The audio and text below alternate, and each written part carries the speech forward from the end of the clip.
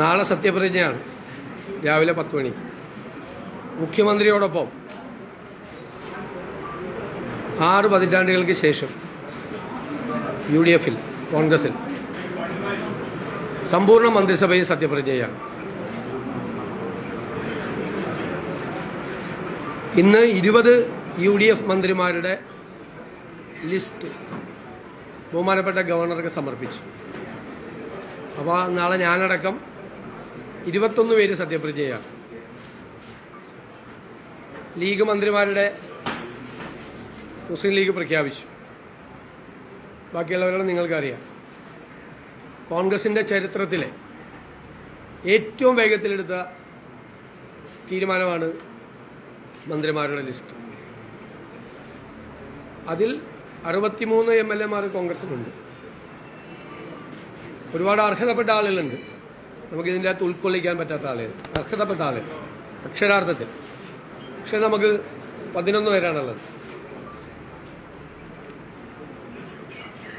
അപ്പോൾ നമുക്ക് കുറേ അർഹതയുള്ള ആളുകളെ പല സോഷ്യൽ ബാലൻസും റീജിയണൽ ബാലൻസും എല്ലാം കൂടി പരിഗണിക്കുമ്പോൾ അവരെ പരിഗണിക്കാൻ പറ്റിയിട്ടില്ല. അതിലെനിക്ക് വലിയ ദുഃഖമുണ്ട്, വലിയ പ്രയാസമുണ്ട്. വളരെ അടുത്ത സഹപ്രവർത്തകരാണ് പുറത്തു നിൽക്കുന്ന പലരും, ഇതിൽ പെടാത്ത പലരും. പക്ഷെ പല മാനദണ്ഡങ്ങൾ വെച്ച് കോൺഗ്രസ് പോലത്തെ ഒരു പാർട്ടി മന്ത്രിമാരെ നിശ്ചയിക്കുമ്പോൾ ഉള്ള ചില പരിമിതികൾ, ചില സാമൂഹ്യ യാഥാർത്ഥ്യങ്ങൾ, പ്രാദേശികമായ വിഷയങ്ങൾ, മേഖലയെ സംബന്ധിച്ച പ്രശ്നങ്ങളെല്ലാം അതെല്ലാം പരിശോധിച്ച് പ്രധാനപ്പെട്ട നേതാക്കളെല്ലാം കൂടിയാലോചിച്ച്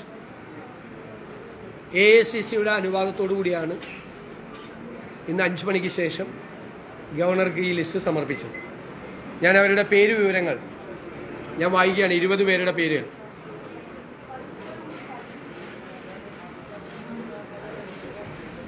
Shri PK Kunhalikutty, Shri Ramesh Chennithala, Shri Sunny Joseph, Shri K Muraleedharan, Shri Mons Joseph, Shri Shibu Baby John, Shri Anoop Jacob,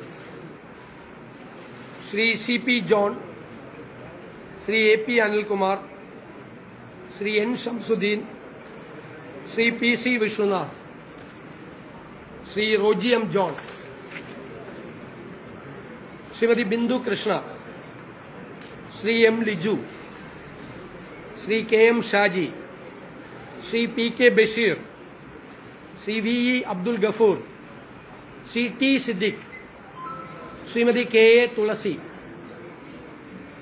അവസാനം യൂത്ത് കോൺഗ്രസ് സംസ്ഥാന പ്രസിഡന്റ് കൂടിയായ Shri OJ Janeesh.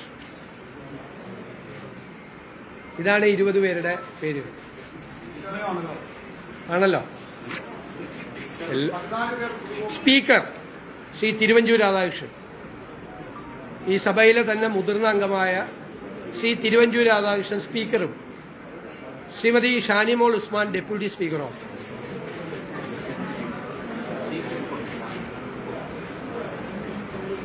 Chief whip അത് കേരള കോൺഗ്രസിനാണ്. അദ്ദേഹം ശ്രീ PJ ജോസഫ് സാർ അത് പ്രഖ്യാപിക്കും.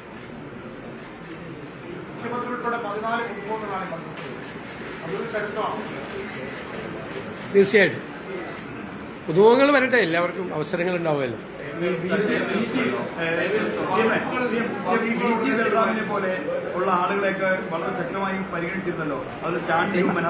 ഞാൻ പറഞ്ഞല്ലോ, ഇതിൻ്റെ അകത്ത് വരേണ്ട ചിലപ്പോൾ ഇതിൽ വന്ന പലരേക്കാളും അർഹതയുള്ള ആളുകളുണ്ട് പുറത്ത്.